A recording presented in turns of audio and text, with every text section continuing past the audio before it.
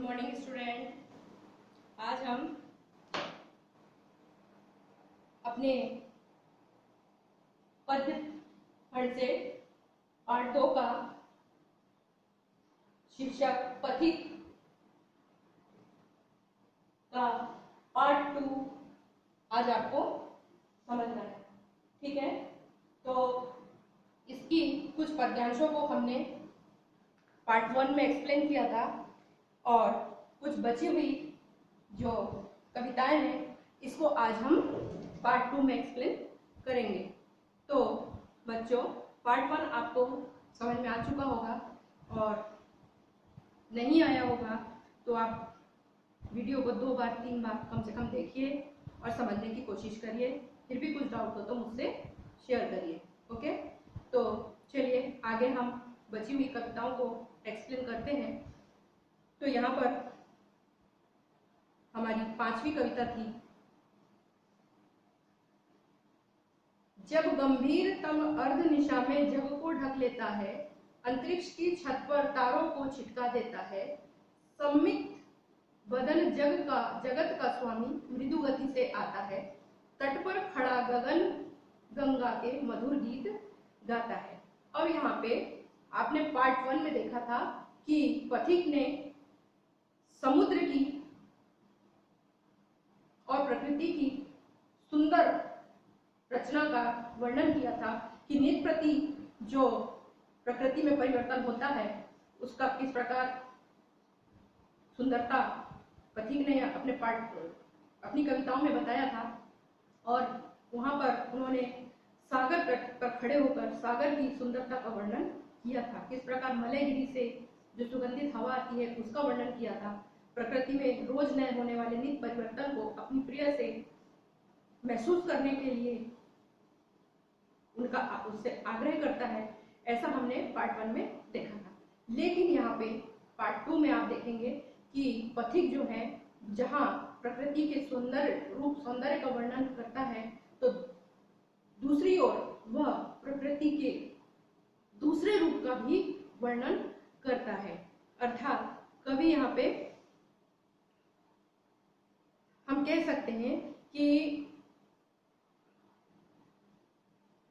जो अर्धरात्रि होती है, जो रात्रि का समय होता है, उस समय भी प्रकृति बहुत ही सुंदर दिखाई देती है और उस रात्रि की सुंदरता का वर्णन पथिक ने अपनी इन आगे की कविताओं में किया है। तो आप देखिए इन कविता में पथिक कैसे अर्धरात्रि का वर्णन करते हैं। पथिक कहता है कि अभी मैं समुद्र के किनारे खड़े होकर उसकी सुंदरता का गान कर रहा था, अब मैं प्रकृति के दूसरे रूप का यशगान करता हूँ। और वह कहता है कि आधी रात को जगत में चारों ओर घनघोर अंधेरा छा जाता है। रात होती है, चारों ओर अंधेरा छा जाता है, सब अंतरिक्ष में चारों ओर तारे छिटक जाते हैं, अर्थात अंधेरा होते ही आकाश में तारे हमको दिखाई देने लगते हैं। उस समय जगत का स्वामी, जगत को चलाने वाला मुस्कुराते हुए धीरे धीरे आता है। अब जगत का स्वामी कौन है? यहाँ पे चंद्रमा को कहा गया है। ठीक है, तो जगत का स्वामी, जगत को चलाने वाला आकाश में धीरे धीरे आता है और इस आकाश रूपी गंगा के तट पर खड़ा होकर उसके सौंदर्य का मधुर गीत गाता है। भाव यह है,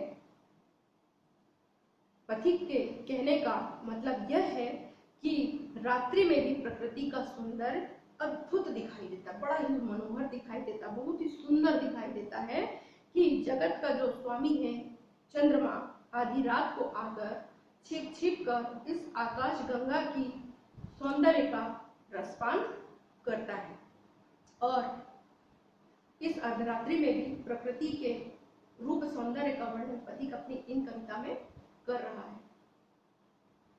उससे ही विमुग्ध हो नभ में चंद्र विहस देता है, वृक्ष विविध पत्तों पुष्पों से तन को सज देता है, पक्षी हर्ष संभाल न सकते मुग्ध चहक उठते हैं, फूल सांस लेकर सुख की सानंद महक उठते हैं। अब यहाँ पे कवि पथिक के माध्यम से बताते हैं कि जब अर्धरात्रि होती है तो उसका दृश्य जो होता है बड़ा ही मनोरम होता है। और इसी का कवि यहाँ पे वर्णन करते हैं कि रात के समय आकाशगंगा में जो तारे जगमगाते हैं, चंद्रमा दिखाई देता है, जगमग करता है, उसके सौंदर्य को देखकर आकाश में चंद्रमा भी बड़ा प्रसन्न हो जाता है। अर्थात अंतरिक्ष में जो तारे छिटके रहते हैं उसकी जो प्रकाश होता है, उसकी जो सुंदरता होती है, उसको भी चंद्रमा जब देखते हैं तो वो भी बड़े प्रसन्न हो उठते हैं और हंसकर खिल उठते हैं। आशय यह है, अर्थात भाव यह है, अर्थात इस पंक्ति का अर्थ यह है कि चंद्रमा का खिलना भी मानो प्रकृति की प्रेम लीला से मुग्ध होना है। अर्थात कि जब चंद्रमा हंसते हैं तब हमें ऐसा लगता है कि प्रकृति की प्रेम लीला से मुग्ध होकर चंद्रमा खिल रहे हैं, हंस रहे हैं। यहाँ तक कि प्रेम लीला को देखकर विविध वृक्ष तरह तरह के पत्तों और फूलों से अपने तन को सजाकर खड़े हो जाते हैं। और जब प्रकृति में, अंतरिक्ष में ये जो प्रेम लीला चलती है, इसे देखकर वृक्ष भी बड़े खुश हो जाते हैं और खुशी से अपने शरीर पर फूल और पत्तों को धारण करके अर्थात सजाकर खड़े हो जाते हैं। पक्षी हर्ष संभाल न सकते, मुग्ध चहक उठते हैं। और पक्षी भी इस प्रेम लीला को संभाल नहीं पाते हैं, अर्थात उनके अंदर भी इतना हर्ष उत्पन्न हो जाता है कि वो भी खुशी से चहक उठते हैं। फूल सांस लेकर सुख की सानंद महक उठते हैं और फूल भी इस प्रकृति की प्रेम लीला में मुग्ध होकर खिल उठते हैं, अर्थात फूल भी सुख की सांस लेने लगते हैं और आनंद का अनुभव करने लगते हैं और इसी आनंद से वह महक उठते हैं।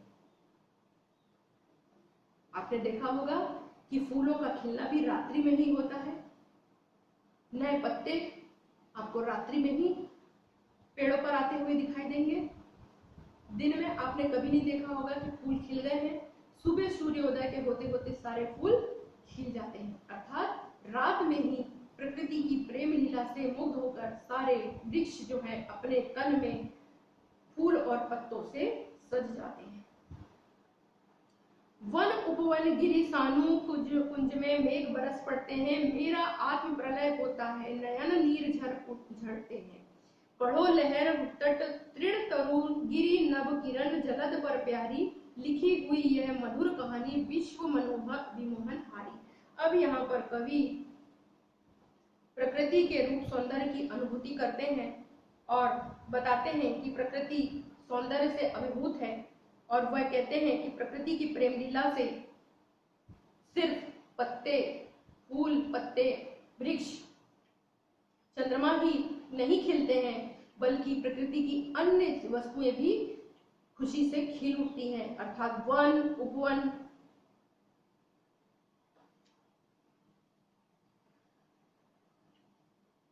पर्वत, मैदान, कुंज सभी पर मेघ भी खुशी से बरस पड़ते हैं। अर्थात हम ये कह सकते हैं कि प्रकृति की प्रेम लीला से वन, उपवन, पहाड़, समुद्र सभी वनस्पतियों पर मेघ जो है वो खुशी से बरसने लगते हैं। स्वयं पथिक भी भावुक हो जाता है और अपनी उसकी आंखों से आंसू बहने लगते हैं। खुशी के जो आंसू है वह बहने लगते हैं पथिक की आंखों से और वह अपनी प्रिय से कहता है कि हे प्रिय, समुद्र की लहरों, किनारों, तिनकों, पेड़ों, पर्वतों, आकाश, किरण व बादलों पर लिखी गई ये जो विश्व की मधुर कहानी है, अर्थात जो प्रकृति की प्रेम लीला की जो कहानी है वह तुम पढ़ो। मैंने तो इसे पढ़ लिया है, इसे अनुभव कर लिया है, तुम भी इसे पढ़ो, क्योंकि यह जो प्रेम लीला की कहानी है प्रकृति की वह बहुत ही प्यारी है। इस प्रकार वो अपनी प्रिय से इस प्रकृति की सुंदर कहानी को पढ़ने के लिए और अनुभव करने के लिए कहता है। आगे देखिए कि कैसी मधुर मनोहर उज्जवल है यह प्रेम कहानी, जी में है अक्षर बन इसके बनू विश्व की वाणी, स्थिर पवित्र आनंद प्रवाहित सदा शांति सुखकर है, आहा प्रेम का राज्य परम सुंदर अतिशय सुंदर है। अब यहाँ पर कवि समुद्र के किनारे खड़े होकर प्रकृति की लीला को प्रेम लीला समझकर उसी में खुशी का अनुभव करता है। कवि यहाँ पे जो प्रकृति में होने वाली लीलाएं हैं उसे ही प्रकृति की प्रेम लीला कहते हैं और उसी में खुशी का अनुभव करते हैं। और कवि यहाँ पे पथिक के माध्यम से अपनी कविता में कहना चाहते हैं कि पथिक जो है प्रकृति में चल रही प्रेम लीला में स्वयं को लीन कर लेना चाहता है और उसकी ये इच्छा है कि मैं भी इसी प्रेम लीला में समाहित हो जाऊं। और इस प्रकार समाहित होकर वह कहता है कि मुझे सूरज और समुद्र की ये जो प्रेम कहानी है ये बहुत ही सुंदर और मनोरम लगती है और बड़ी ही उज्जवल लगती है, बड़ी ही स्वच्छ और उज्जवल लगती है। इसे देखकर मेरा मन कहता है कि मैं इसे शब्दों में व्यक्त करूं, अर्थात मैं इसको लिखूं और अपने शब्दों में इसे व्यक्त करूं। और जब मैं इसको शब्दों में व्यक्त करूं तो मेरी उस प्रेम वाणी को पूरा संसार सुने। क्या कहते हैं कि जी में है अक्षर बन इसके बनूं विश्व की वाणी, अर्थात जब मैं इसे शब्दों में व्यक्त करूं तो सारा संसार इसे पढ़े और सारे संसार इसे पढ़ करके महसूस करे, अर्थात मेरी इस प्रेम वाणी को पूरा संसार सुने। प्रकृति में सदा एक पवित्र आनंदमयी और सुखकारी शांति छाई रहती है। स्थिर पवित्र आनंद प्रवाहित सदा शांति सुखकर है, अर्थात प्रकृति में चारों ओर सुख और शांति बड़ी ही आनंद के साथ छाई रहती है। यहाँ प्रेम का जो राज्य है बड़ा ही छाया के रूप में प्रतीत होता है और पथिक कहता है कि मैं इस प्रेम का यह राज्य जो है वो बड़ा ही सुंदर है जो मेरे मन को मोहित कर रहा है। इस प्रकार पथिक ने यहाँ पर रात्रि काल का भी बड़ा ही सुंदर चित्रण किया है, बड़ा ही मनोहारी चित्रण किया है और प्रकृति जितनी दिन में सुंदर दिखाई देती है उससे कहीं अधिक सुंदरता उसकी रात्रि में भी होती है, अर्थात प्रकृति दिन हो या चाहे रात हो प्रकृति हमेशा सुंदर से और भी ज्यादा सुंदर दिखाई देती है। ऐसा पथिक ने अपनी कविता में बताया है जो आपको समझ में आ चुका होगा। Okay, thank you.